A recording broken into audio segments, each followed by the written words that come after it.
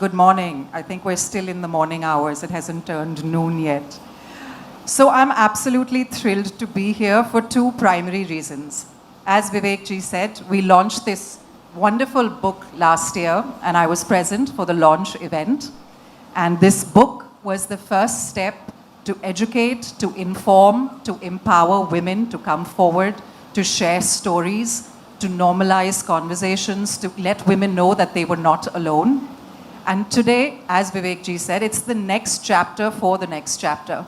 And it gives me so much optimism to see a company like Abbott build forward on what they've done with just launching the book. And today we're doing this amazing unveiling of this wonderful thing that we will tell you about later, that will actually progress and take the conversations that have happened in this book, take it forward to the next step, and start normalizing conversations around menopause. So that's the first reason why I'm so thrilled to be here. The second reason is the last time I mentioned this, and I was extremely delighted to see the 3 or 4 men that were in the audience the last time. So I can't tell you how happy it makes me to see men represented in much larger numbers this time around. Because to be really honest, yes, this conversation is about something that women go through, but this entire event is really actually for the men. So all the men that are here, members of the media, all of them, thank you for being here. And we really hope that all of you who are present here today will take the information, the message that is shared today forward and outside of here into your communities, into your homes, into your families, because that's really what we need today. So to start off things, if I might, I actually want to go back to this book. I've read it a couple of times myself, and I want to read a little excerpt from it. Not long, just a paragraph, but I want to read that for you.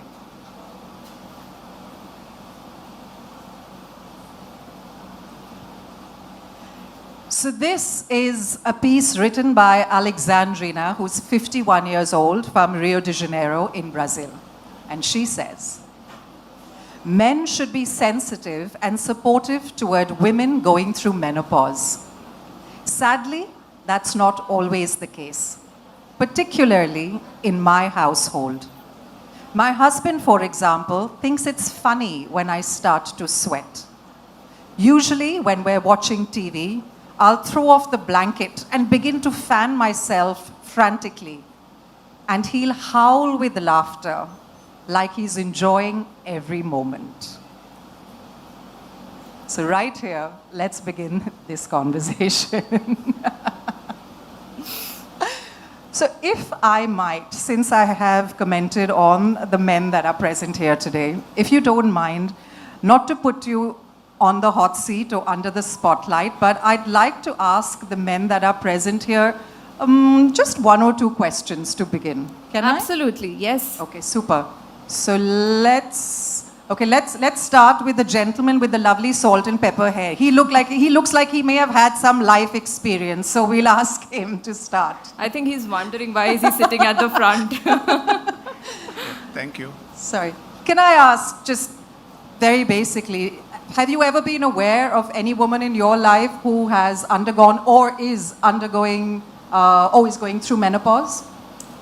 Yes, first of all, thank you for asking me the question. And I happened to be at the event that happened last year when we launched the book. Yes. And that helped me. I have a mother who's almost 58 now.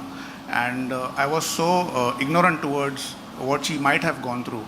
And it kind of enlightened me on terms of the symptoms that women go through. Yeah. And I happened to go back and have a conversation with her. So that was a very sensitive moment. It was enlightening. At the same time, it helps you bond because you are more aware of things that women go through, and it equips you to kind of deal with that kind of an experience. Yeah. So I think it's a wonderful initiative, and I'm glad that we are spreading awareness about this. That's amazing. Can I ask, just to build on that, as a son, is it a difficult conversation to start with your mother? Did you find that it was something that she didn't want to discuss or come out with? Or was it something that she was actually waiting for you to possibly approach her and ask?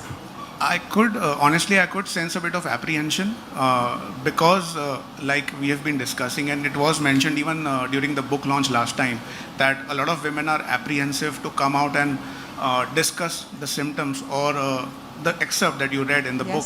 That was a bit of a humorous take on it, but let's be honest, it's not funny, the kind of things that they go through, and the kind of initiative helps people raise awareness and makes them sensitive towards this matter. So the husband was actually howling.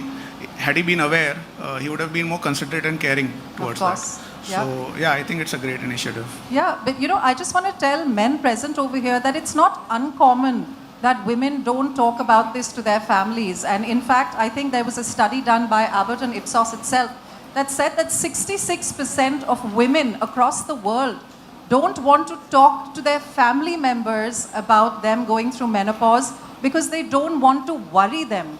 They don't want the family members to worry about their health concerns. So I think for the longest time, unfortunately, as women, it's been ingrained into us to constantly put our families first so that, we don't cause them any concern about how we're suffering or what our health concerns might be, that kind of shuts us down.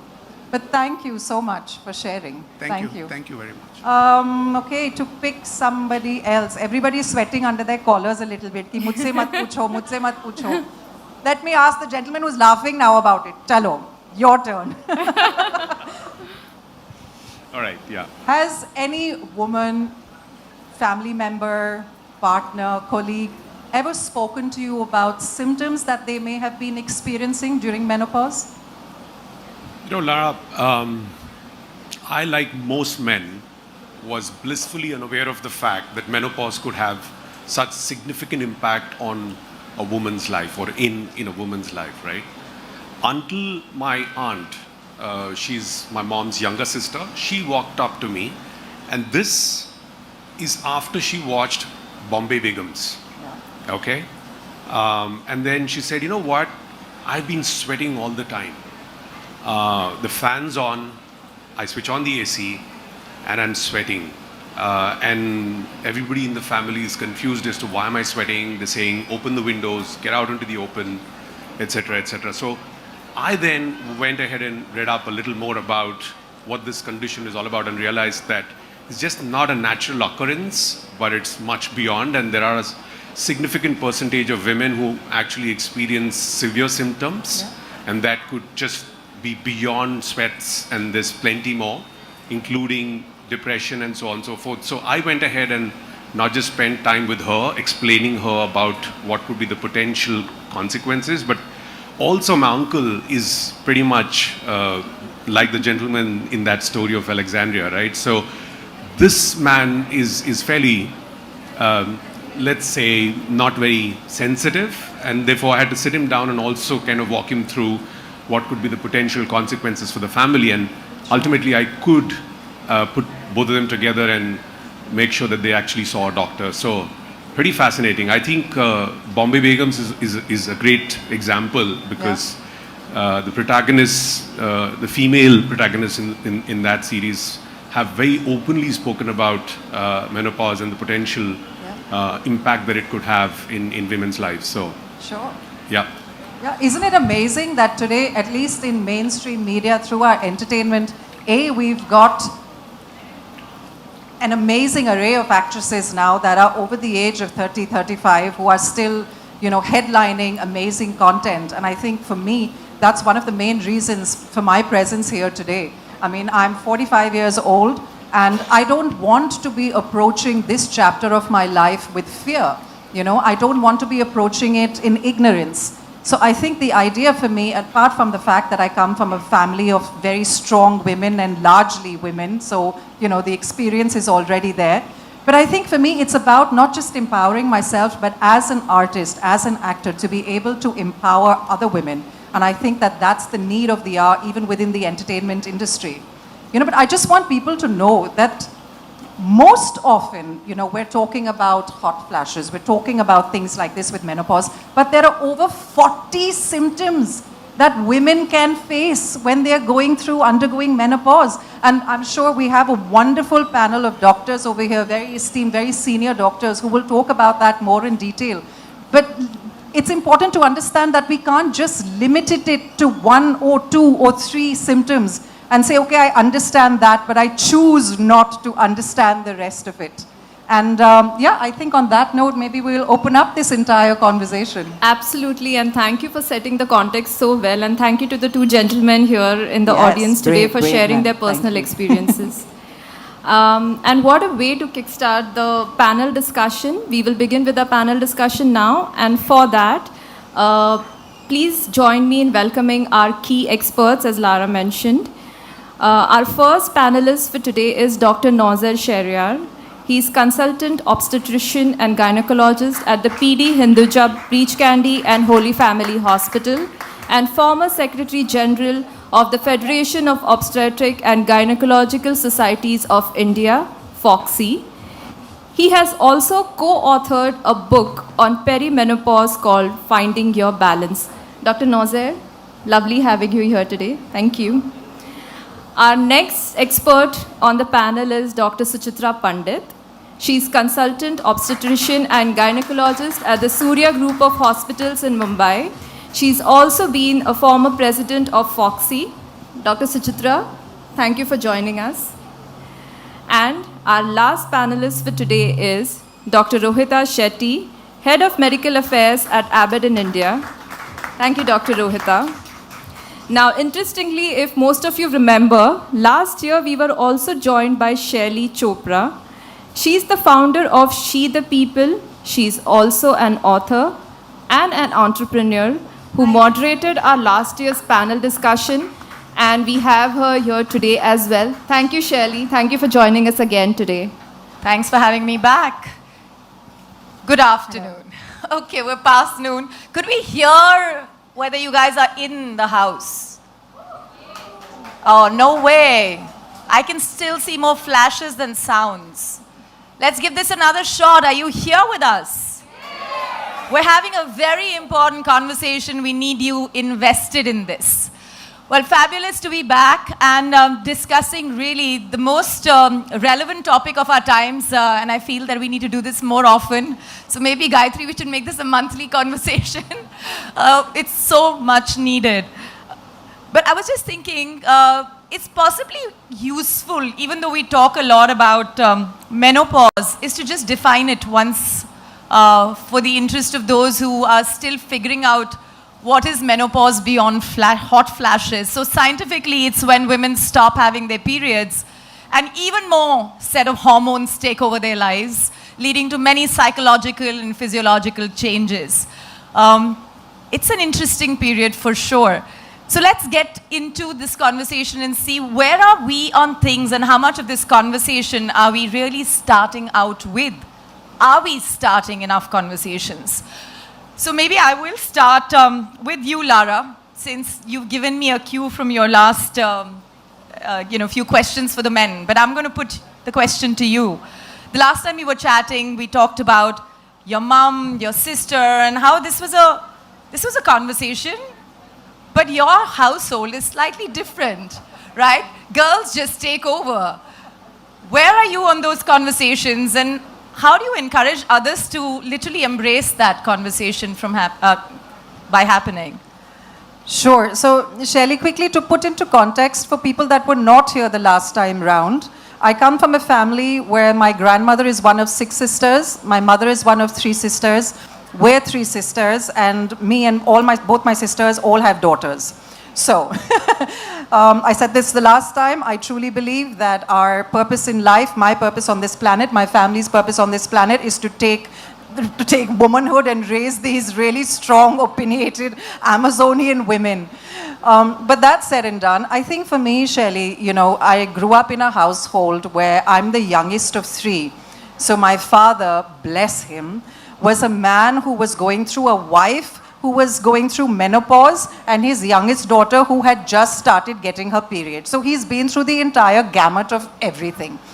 And the conversations in our house, like Vivek said, that the girls don't really have very many filters. And I grew up in a household where, because we were never dictated to the fact that, ghar mein ladka hai, aise baat nahi karni chahiye, aise kapde nahi pehne chahiye, we were given that freedom, growing up also in the armed forces, to really just pursue and follow through with anything that we wanted to. The conversations in our home were very, very normalized conversation. So there was no topic that was taboo. You know, it didn't matter whether it revolved around your period, whether it revolved around menopause, whether it revolved around reproductive rights or, you know, just the whole entire process.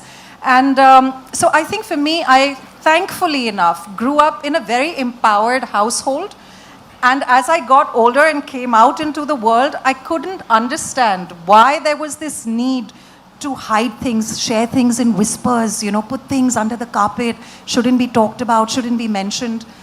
And it increasingly infuriated me when I entered the entertainment industry, because there was even more so a suppression on any kind of expression of any of these topics, you know. And I think we've all come a really long way from that. And I just also want to quickly add over here that, you know, menopause is not something that lasts for a woman for 3 years, 5 years, you know, or anything like that. Now I'm speaking from experience. Menopause can take you through almost 2 decades of your life, you know, sometimes also if you're lucky, you know. But it's just that we need to understand that it's not something that either a woman or a man in her life or the family around them have to deal with, कि ये सिर्फ 2-3 साल झेलना पड़ेगा, फिर बाकी सब ठीक हो जाएगा, you know. So I think that awareness needs to be also there, wherein comes in the sensitivity. And I think that's what we're talking about here today, is about being sensitive to this, not just the next chapter, this wonderful chapter in a woman's life. You know, there's so many things to unpack in that experience that you've shared, including this awareness and self-awareness. So, Doc, I'll come to you. Dr. Shehryar, talk to us about whether women that you meet who are going through their menopause are even aware that they are, and are they willing to embrace the changes? Because we do talk about awareness as if, you know, the media puts one headline and the world gets to know, and that's not the story. Many of our mothers still don't know the term, don't understand its nuances. So perhaps your experiences with the women that you meet. So first I'm going to take off from what Lara and you just said. One of my favorite quotes is Anasuya Sen Gupta, who said, "Too many women in too many countries speaking the same language of silence." It just came to me. Yeah. I'm also going to share some very interesting statistic I came across a few months ago. For the first time in human history, there are more grandparents in the world than grandchildren. Human populations are getting older. We are going to spend more and more of our life after a certain age. And let's face it, people are having fewer children. So my personal involvement started from the fact that being in practice for 3 decades, the women you look after stay with you. A gynecologist, and I'm so happy that Lara's family is just all women, because we gynecologists love the fact that we look after women and don't have to look after men. Those women are now coming to me in their 40s, 50s, and 60s. They stay with you, and they are coming to me with their issues of the midlife. Yeah. Now, when you look at these issues of the midlife, you realize that every woman does it differently, and sometimes doesn't even know what she's doing. There was a study from Engender Health in the UK which said that 65% of women in the menopause transition, and I think this is an underestimate, will have some symptoms. Of these, about 40% will be quite severe, and 10% it would be completely disruptive, right? That's the kind of half of your population is going to go through this. 65% of them are going to go through some symptoms, and 10% of that half of the world's population are going to go through distressing symptoms, right? Now the problem is sometimes these symptoms go unrecognized. So to answer your question, I would have to start with the term perimenopause. Menopause event, last period, momentary, 12 months no periods, you're menopausal. But this starts at least 6 years before, and that's the confusion. A woman comes to me and says, I have menstrual disturbances, but I know what's happening. I'm getting my hot flushes, but I still menstruate. I'm getting all these mood issues, but I'm menstruating. And finally, of course, you know, menopause, if there's one term I use for menopause, it's dryness. Dryness, dryness, dryness. I'm menstruating. So that's the perimenopause. Now, when a woman comes to a doctor, there is another angle to it. I remember Oprah Winfrey once saying that I went to 5 specialist doctors and none of them told me I was menopausing. Oprah Winfrey, the best doctors in the US. Doctors see things from their perspective. You go to them with flushes and palpitations, they'll check out your heart. The dermatologist will do the skin, the psychiatrist will say you're depressed. Excuse me, again, we have a house in Lonavala. My contractor comes to me a few months ago and says, my wife had a cardiac episode. And we've done all the investigations and I don't know what we're going to do. And I said, okay, how old is she? 47. Is she getting a period? She had a hysterectomy a few months ago. That poor woman was having a hot flush in the middle of the night and everyone thought she was having a cardiac arrest. Okay? So this is where things are getting better. They're getting better because information is out there. The information has to be better. The information shouldn't be something that puts fear, but puts confidence. You know, I want to briefly ask you something because you gave the example of Oprah, right? We're talking about the developed market. We're talking about somebody who's extremely confident, etc. Do you think that there is a tendency among doctors, as it is in our conditioning, to mask that they're going through menopause because there's also a fear that's on the other side? Just curious. So right, now, thanks to the book, we've been interacting with a lot of women and we hear so many stories from women. Medicine is all about stories. Suchitra and me hear stories every day. Yes. So our experience is not one woman's but 1,000 women's. A woman told me she went to a doctor with classic menopausal symptoms. Wonderful doctor, she loved him, he delivered her babies. And she says, when I told him, you know what he did, doc? He stood up, he shut my file and he says, this is going to last for the next 2 or 3 years, don't worry, it's going to be gone. When you take care of this woman, and this is something Suchitra and me were just conversing, you need to give time, you need to listen, you need to counsel, and unfortunately our model of medicine has always been very reactive. We fix things. I'm sorry, you're not supposed to be just fixing things. You're supposed to be listening, hearing, and 50% of problems are gone and the remaining 50% today. I must say this here, and this is what you've got to convey because this is a great group. This is the group which is going to put things out there. Medical therapy is evidence-based to help that individual woman who needs it. This misconception women have the moment I say hormones and they panic. I'm sorry. There are cases this is the treatment of choice and you should be open to it. But what you have to do is give them the tools to go and demand the care that they deserve. There's one line I would like to say about hormones is, please understand hormone therapy is researched. Whether it's the pill or whether it's hormone therapy, no medication in the history of mankind has been researched as much. Personally, I always tell the patient, this is the safest thing for you. Hormones are safe, some women are dangerous. So we just have to find out who shouldn't be taking it and everyone else, if they need it, can take them very safely. Okay, Dr. Pandit, you know, part of what we all are discussing here also puts the onus of being self-aware, raising your hand, making that call to a doctor on the women going through this. And that will happen when they're more and more aware of the symptoms. So first part of my question is, do you really feel as a doc that women are even getting aware? And second part of it is that what is it that you tell them to watch out for in order for them to raise that mild alarm to say, okay, let me just go meet somebody and get this going on a journey that will solve it or guide me? Right, thanks, Shali.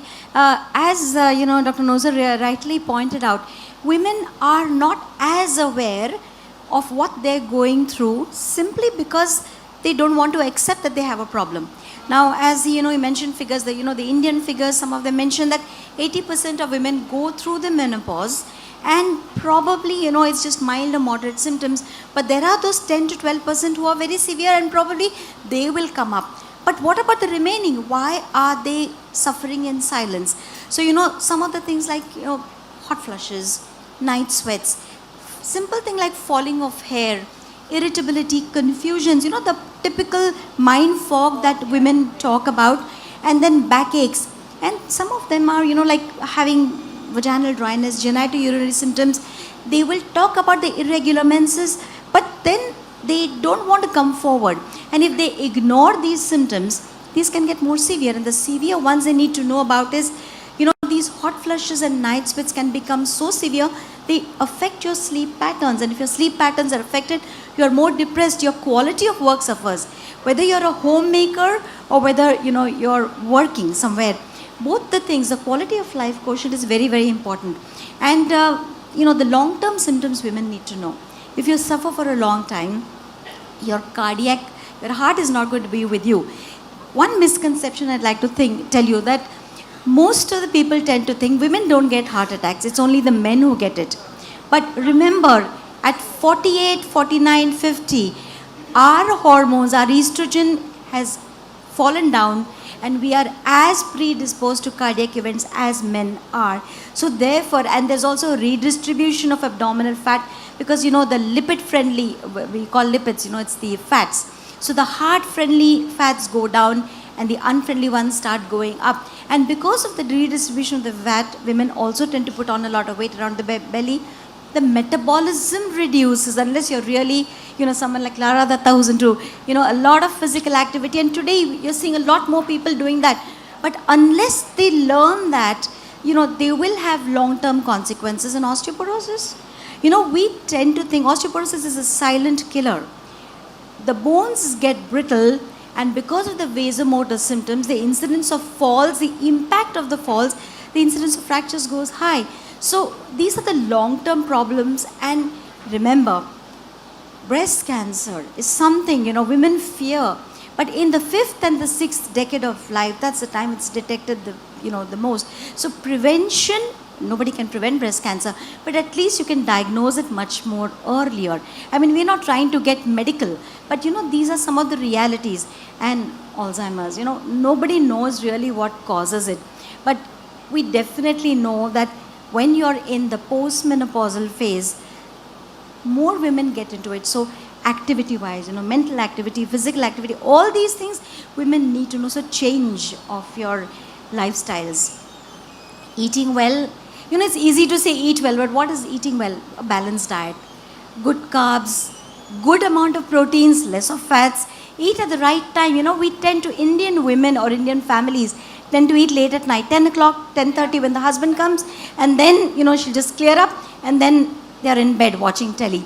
So that is one of the worst exercises one can do, is getting into bed soon after. So eat in time, drink plenty of fluids, have lots of fruits, nuts. And today there are so many veggies around which are different. You can have the salads, you can have whatever, but get onto a good diet, exercise well, walk well, think positive, sleep well. I think that's so important, and have that health consciousness. So talk about your symptoms, don't confine it to yourself, and don't suffer silently. We're all there. We as doctors are there. We as influencers are there to tell women, speak up. And that's what they have to do. At an individual level, at a corporation level, I know companies want to talk about it, but they'll do it on that one single day while sending one emailer, and it's not a word that they're very comfortable with, as they haven't been in the case of menstruation either. But I think one of the things that makes this audience here and the panel here very, very empowering is that we are speaking up, we are saying the terms they need to be called, and we're normalizing it. So from a conversation starter point of view, where does a corporation begin and how does a work environment change? So Shelly, before I get to the answer to your question, just a quick update. So Abbott, we are one of the women leaders, the therapy of women's health, so we are leaders, and we are committed to empowering women live healthy, take control of their own health, and we ensure and strive seamlessly to support them at every stage of their lives. So starting from a menarche to a menopause. So coming to menopause, so Shelly, I would like to tell you that there was a large-scale, robust survey which was conducted by Abbott. Okay, so this survey was basically to understand the local experience, the quality of life impacting the women in the menopausal space, okay, and what do the caregivers feel about these women. So on this survey, there is one stat which I would like to tell you. So 73% of women, when I say women, these are the working women in the menopausal age group, they feel the need to take leave from work because of the menopausal symptoms. So this is India. But when I have to talk on the global front, so there is a study which was done in the United Kingdoms. So this was also a study done on the working population by the Chartered Institute of Personnel and Development. Even that study stated a 63% increase in the stress level in the menopausal age group women because of these symptoms. So in all, the working women, as you rightly mentioned, so these women are in that stage of the career where they are actually doing amazingly well. They are leaders in the industry, they are assets to the organization. These leaders make a difference to the lives of the people they are working alongside. So it's our moral duty to support these women. So when you talk about Abbott, so we do our bit. Firstly, we do tie up with healthcare professionals and societies to make women menopause aware. They're supposed to know what they're supposed to expect when they transition into this stage of life. We've launched the next chapter so that there are more authentic stories to relate to and they can have more transparent and open conversation. And Shaili, as Lara had mentioned, there's something coming up very soon in the next few minutes for the audience out here, and a very interesting tool which will also help these working women live life better and live life to the fullest. So, you know, one of the things that we shouldn't forget is at the time that women get their menopause symptoms in the working environment, they're actually no longer workers, they're leaders. Absolutely. And they literally are at the place where they could not just drive some change, they could make the men uncomfortable. And why do I use the word uncomfortable? Because it takes time for them to get used to understanding what are the various things that women go through at the workplace and how much of the workplace goes back with them, which is another big part of their stress that you talked about. So let's talk about stress. I think you kind of talked about the film industry and the entertainment industry. Other than somebody mentioning Bombay Begums, and hopefully there'll be more stuff coming up, we don't like talking about these things, right? I mean, women's health, you only go to doctors for good news. Pretty much it. Just curious what your experience is and if you are sensing change. Okay, the laughter gives it away.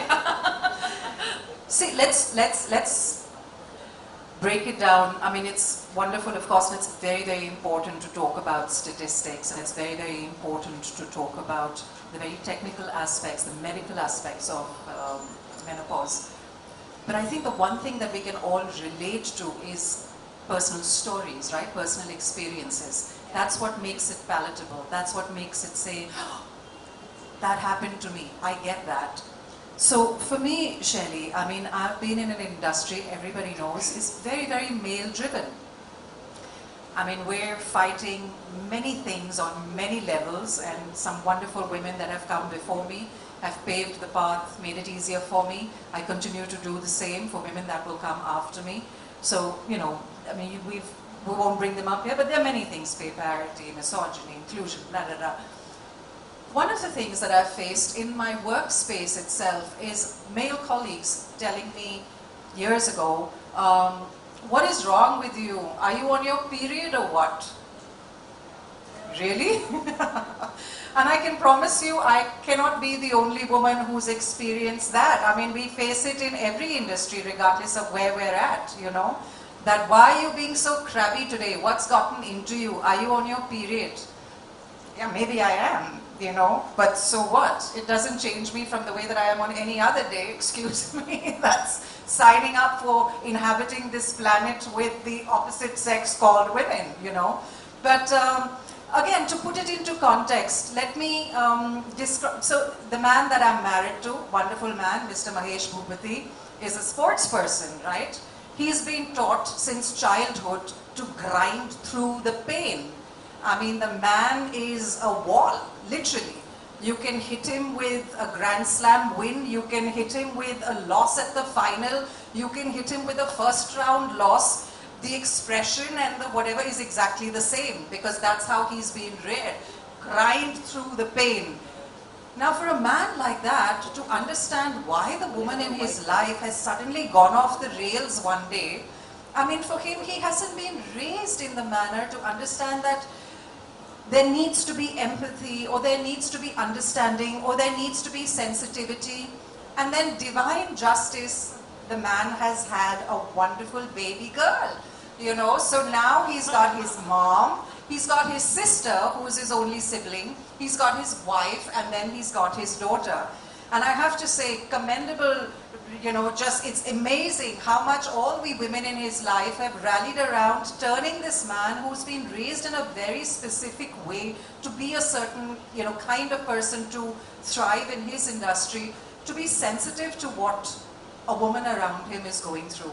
So today in our family, these conversations are very normal. I mean, sometimes there are days I can't remember why I've walked into the room, or, you know, कि अभी उसको आज cook को क्या बोलूँ कि क्या खाना पकाओ, and I know what I want to go and tell him, but then by the time I've gone in there, it's just gone. You know, it's brain fog. So the conversation in the house is very normal. I'm like, okay, please remind me again, what is it that I wanted to do? Because I seem to be, you know, my menopausal brain has sort of kicked in, or pre-menopause, whatever you want to call it. But the fact of the matter is that we talk about these things very normally in the house. You know, if I am genuinely feeling something, unfortunately for my husband, I'm a very expressive person. And I find great relief in just telling somebody what I'm going through. You know, so it's laid out on him. So I just want to tell women as well that don't feel guarded, or don't feel scared, or don't feel, you know, held back in any which way. That I can't say this to my spouse, or my partner, or my father, or my son, or my colleague. I promise you, they can handle it. Every single man on this planet will find a way to handle it. And that shouldn't be the reason for you to hold back. And Because you are already handling it anyway, right? So why can't the others too? My turn. Okay. To help other women in my life